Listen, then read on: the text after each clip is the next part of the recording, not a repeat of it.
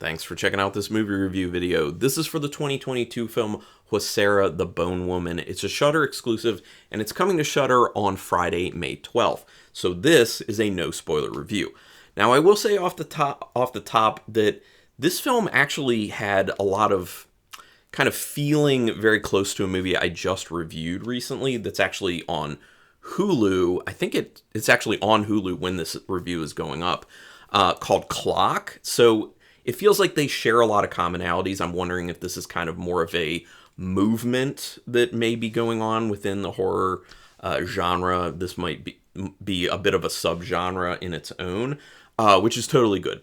I will say this, I liked Clock more than I liked Huesera the Bone Woman.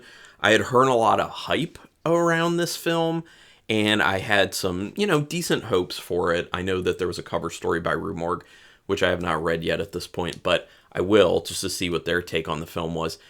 It's not a bad film at all. It's just, there's a lot missing to it that I wish was there, mainly story, and also there's too much of it in the sense of runtime. But I'll get more into that stuff, and I'll get into the stuff that I did enjoy as I go on.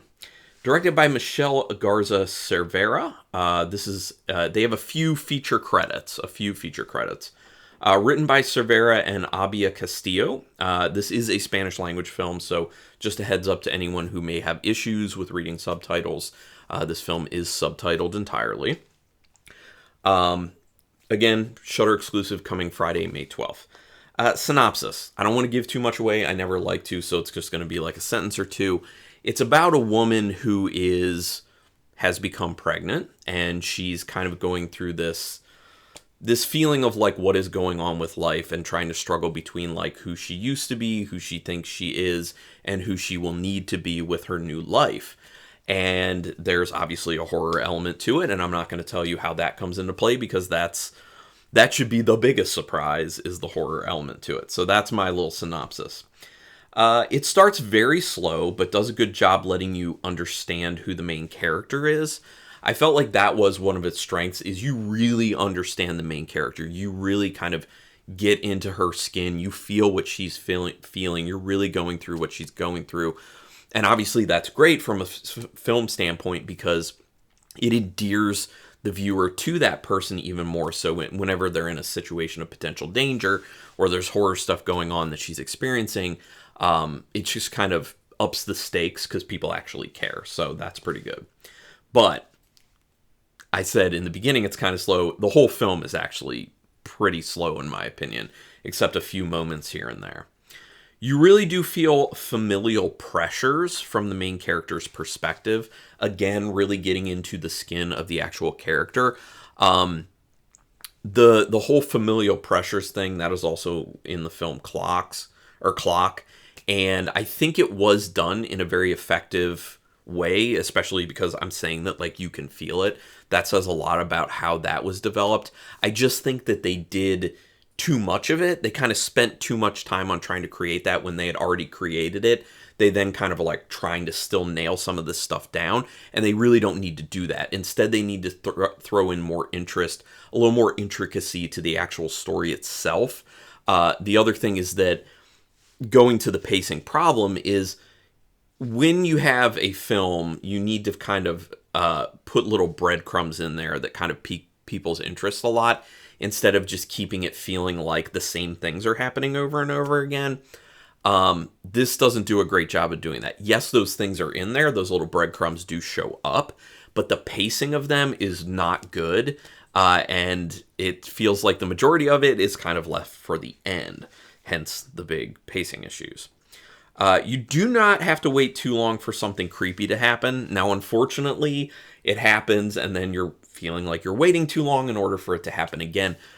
In my opinion, this film is pretty light on horror. That's not totally uncommon. I have seen plenty of other films, especially screeners that I've reviewed for Shudder, that have films like that where it's like, oh, it's on Shudder, it's going to be horror, but it's just like there's kind of horror to it, but the majority of the film isn't really horror. It's more kind of about the main character. So this is kind of one of those. The camera work does seem pretty basic. Things are mostly framed in a very straightforward way. So it's not, there's nothing flashy going on with this. There aren't like super interesting angles and shot framing and stuff. It feels basic, which is fine. It does the job. I'm just saying, if there's anyone out there who loves like amazing cinematography and you're always looking for that, like this is not going to be the film for you. It services the film, it services what's going on the screen, but it's nothing like really super inspired or anything like that. The sound design does stand out, which I think is really cool. I always am a big fan of when sound design in film really stands out to me. I think they did a really good job with the sound design in this, and it helps add to the horror element of the film. And I don't know, there's just something about like interesting sound design that really gets me, that makes me very happy. Just like old Italian architecture in giallo films, about the same thing. There are stints of no music being used, which I also really like, because it helps ratchet up tension. A lot of times films will just have these scores or these soundtracks that just like scream at you, and they feel like that's going to get you to feel like tension and dread, but it's actually those stints of no noise where you're just hearing the sound design and you're hearing things around the character, that's the stuff that kind of puts you on edge. That's the stuff that ups the dread and just kind of puts you in this very uneasy mindset. And they do that here to pretty good effect. You do get a real life feel, which speaks to the character and the dialogue writing. Really good job developing character, writing character, and writing dialogue. It all feels very real. Now, that said, this is subtitled, so I'm just going based off of the subtitles that I read. So it's not the same as if you're listening to it and you're actually just hearing, your brain is actually interpreting the Spanish language. So it's a little bit different, but from what I can tell from the subtitles, the dialogue is also quite good. It has portions where it really steps away from the horror aspect for too long, and you kind of really do forget that it has horror to it.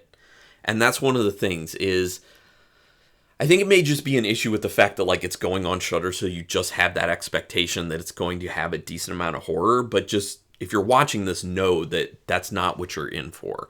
It's going to really take its time. There is horror to it, yes, but it's pretty light on that. I would have liked if they would have kind of reminded you more of the horror as the film goes on. Just put a little thing here or there. This goes back to the whole like breadcrumb thing. I really would have liked that more.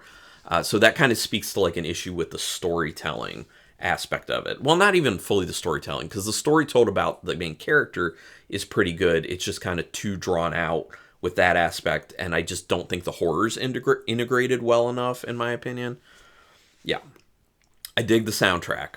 Composition of the music is really good. It's very interesting. It hits all the scenes the way that it's supposed to hit the scenes, and it's restrained. So really big into that soundtrack. It was well done. There are some cool moments of horror imagery. Once again, there's not a lot, but there's some cool ones. Especially towards the end, I really saw some interesting stuff that I was like, that looks pretty awesome. I like that. I get the point of the film, but it feels like it's way too slow and plodding. Hence what I'm talking about with the pacing issue. Big issue with this film is pacing, in my opinion. But, that's obviously a personal thing. I know there are plenty of people who even watch my reviews who they're into that. Like, they love a much slower paced film. So I know this film will find its fan base. I am not the fan base. I appreciate it enough, and I'm not going to give it a bad rating by any stretch, but yeah. This is another recent film dealing in familial and societal pressures, and the struggle in deciding to adhere to what's expected or not. It's very similar to what was going on with Clock, but like I know from a thematic, from like a subtextual, it's not even subtext. It's like in your face. You get that stuff from the get-go of the film, so it's not really a spoiler. Like immediately, you get that out of the film, so you'll get it. This film did give me some slight vibes of another film that was on Shudder called The Medium. Actually, I think it's still on Shudder. It's not like that film, but like I think it was like the atmosphere and like how things were shot really gave me the same feel as The Medium, but they're very different films, I will say. So, yeah, but those are my thoughts on Huesera, the Bone Woman. Hopefully people really enjoy it. Out of 5 stars with half stars in play, I'm going to give it a 3-star rating. I think there needed to be some things worked on, but there are some really good things as well. I Personally, can't go above a 3. It's a 3-star for me. But would love to hear your thoughts on the film if you've seen it or when you see it. Go ahead and put it in the comments. We can do spoilers in the comments. That is fine. Also, do me a favor. Go ahead and hit the subscribe button to my channel if you haven't. Also, hit the notification bell button if you want to know when I'm putting up new videos, which at this point, I'm only doing 3 a week. Cut back from doing 4. I had been doing 4. I'm only doing 3 a week because I'm giving myself a little bit of a break. But still putting the content out there. So join my nerdy horror community, subscribe, all that good stuff. Regardless, thank you so much for watching this video, and until next time, keep it brutal.